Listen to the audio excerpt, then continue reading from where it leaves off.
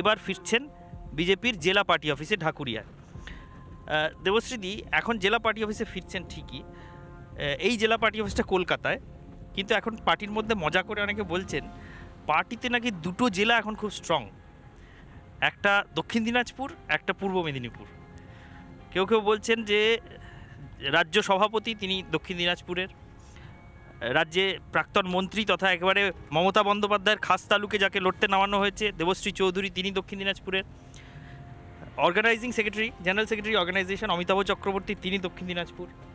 আর অন্যদিকে পূর্ব মেদিনীপুরে রাজ্যের বিরোধী দলনেতা প্রবীণ নেতা শিশির অধিকারী, কাঁথির প্রার্থী সৌমেন্দু অধিকারী। এই দুটো জেলা নাকি এখন কলকাতাকে নিয়ন্ত্রণ করছে, কি মনে হচ্ছে? ধম্মাচ, এই জেলার মাটিতে স্বাধীনতার মানসিকতা আছে। এই জেলাগুলো থেকে যে মানুষগুলো ছিল বা মাটির যে রক্ত, সেই রক্ত পরাধীনতা সহ্য করতে পারে না।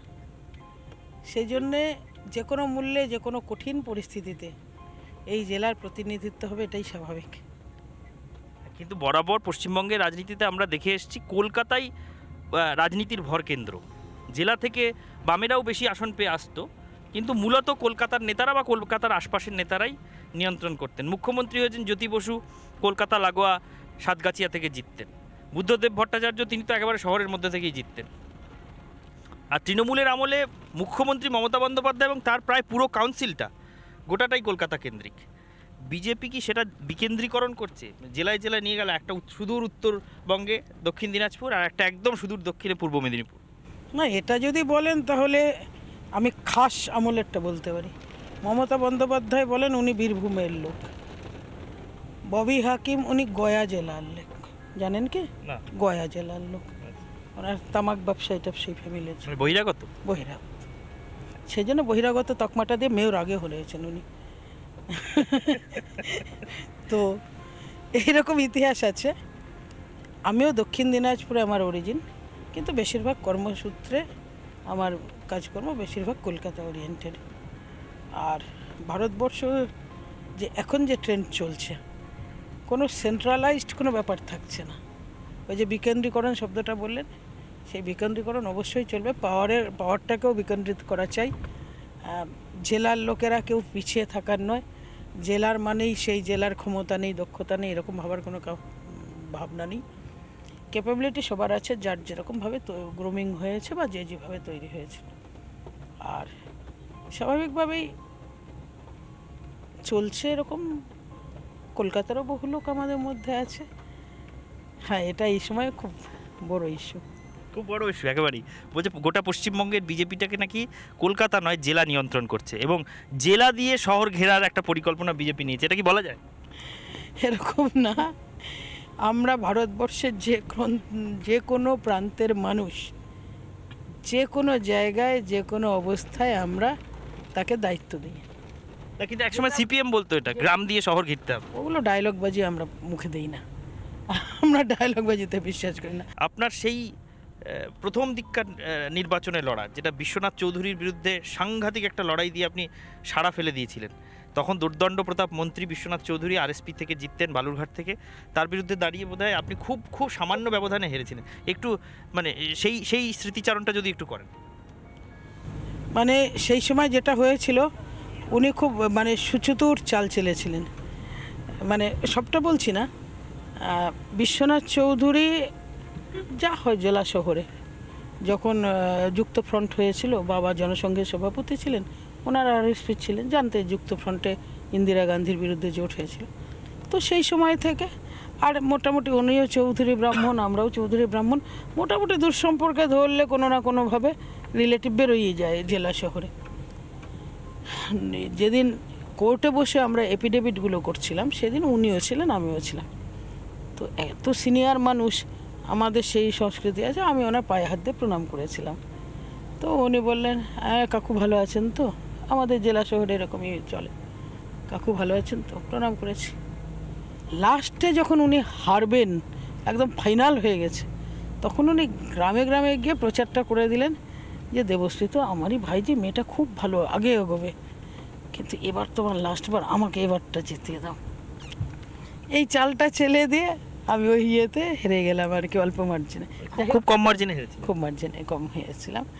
মানে আমার তো খুব নেই, আমার মানে পলিটিক্যালি কত রকম ট্রিক্স হতে পারে এটাও তো একটা জ্ঞান। একদম। এমন কিছু আমি যেমন এখনো পর্যন্ত আমার মুখ দিয়ে অসভ্য অশালীন শব্দ রাজনীতিতে বেরোয়নি। আমি চেষ্টা করি। আমি এটা কিন্তু একজন কমিউনিস্ট নেতাকে দেখে শিখেছি। কাকে দেখে? অনিল বিশ্বাস। আচ্ছা আচ্ছা।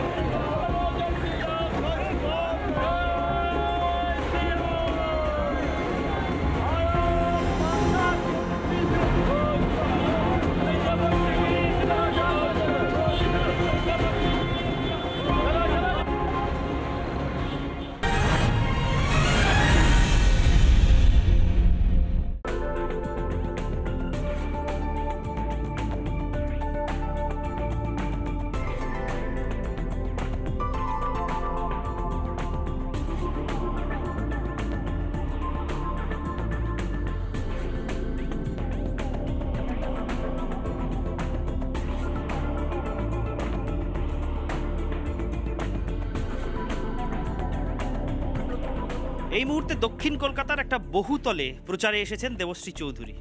দক্ষিণ কলকাতার বহুতলগুলোতে যথেষ্ট সংখ্যক ভোটার থাকেন, কিন্তু ভোটের দিন তারা সময় মতো বুথে পৌঁছন না এবং এই বহুতলের ভোটাররা নামেন না বলে এই ভোট, দক্ষিণ কলকাতার ভোটকে নিয়ন্ত্রণ করার অধিকার পেয়ে যান একটা নির্দিষ্ট জনগোষ্ঠীর লোকজন, এমনটা কিন্তু কথিত আছে বহুদিন ধরে। সেই জন্য এবার বহুতল থেকে ভোটারদের ভোটের বুথ পর্যন্ত নিয়ে যাওয়াটাকে একটা চ্যালেঞ্জ হিসেবে নিয়েছেন দেবশ্রী চৌধুরী।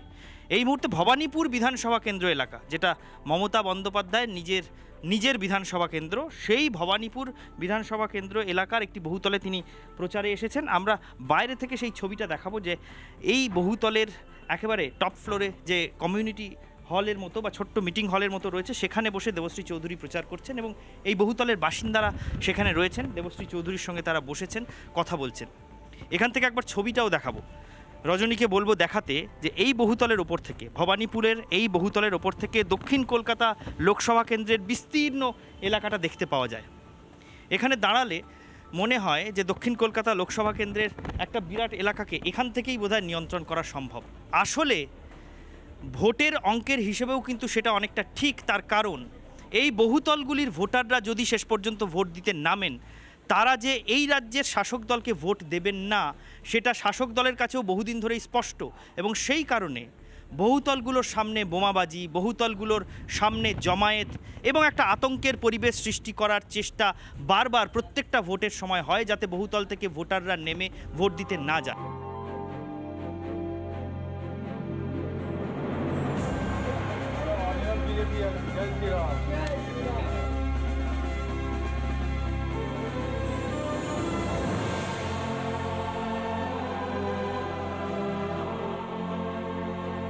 ভবানীপুর মানে মমতা বন্দ্যোপাধ্যায়ের নিজস্ব বিধানসভা কেন্দ্র, তার নিজস্ব নির্বাচনী ক্ষেত্র, সেই বিধানসভার একটি বহুতলে এই মুহূর্তে বাসিন্দাদের সঙ্গে মিটিং সেরে বেরোলেন দেবশ্রী চৌধুরী। দেবশ্রীদি, আমরা শুনতে পাচ্ছি যে বহুতলগুলোর বাসিন্দারা যাতে নেমে ভোটের বুথ পর্যন্ত যান, বৃষ্টি নেমে গেল এইদিকে গিয়ে কথা বলি, তা সেই জন্য আপনি বহুতলে ঘুরছেন। তো এই বহুতলের উপর থেকে একবার এদিকটা তাকান, আপনার গোটা দক্ষিণ কলকাতা লোকসভা কেন্দ্রটা প্রায় দেখা যায়, যতটা দেখা যাচ্ছে সবটাই আপনার নিজের সেই কেন্দ্র যেখান থেকে লড়ছেন। এখান থেকে দাঁড়িয়ে কি মনে হচ্ছে, এদিকে দেখে এই এলাকার নিয়ন্ত্রণ নিজের হাতে নিতে পারবেন? এত ছোট বিষয় না ভাবি না, চেষ্টা করব মোদিজিকে উপহার দেওয়ার।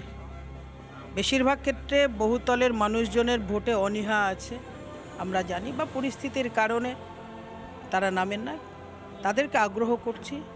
বারবার করে নির্বাচন কমিশনও বলছে দেশে সুস্থ গণতন্ত্র আনতে গেলে ভোট প্রয়োগটা খুব জরুরি আছে, আর সবাইকে আগ্রহ করছে ভোট যাকেই দিন না কেন শুধুমাত্র ভোটটা দিতে নামুন, এটাই আমাদের আগ্রহ।